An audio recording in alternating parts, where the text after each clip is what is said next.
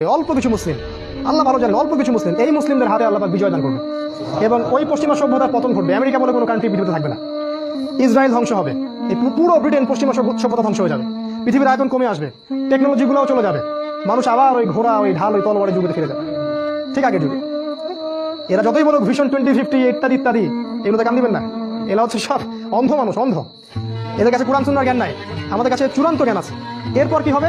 এরপর দাজ্জাল বের হবে। এরপরে যখন ইমাম মাহদী যখন মুসলিমদেরকে নিয়ে বিজয় করবেন, তারপরে বের হবে দাজ্জাল মানুষের বেশে, একজন মানুষের বেশে, কোকড়ানো চুল, চোখগুলো একটা চোখ অন্ধের মতো, আপনার শক্তিশালী দেহ এবং খুবই শক্তিশালী, মানে সে দ্রুত ফ্লাই করতে পারবে, অনেক শক্তি থাকবে তার মধ্যে। এইবার ইসরায়েলের এই ইহুদিদেরকে সাথে নিয়ে বিশ্বের শাসন করতে বেরিয়ে পড়বে। এদের সাথে লড়াই করার ক্ষমতা ইমাম মাহদীর থাকবে না। তখন কি হবে?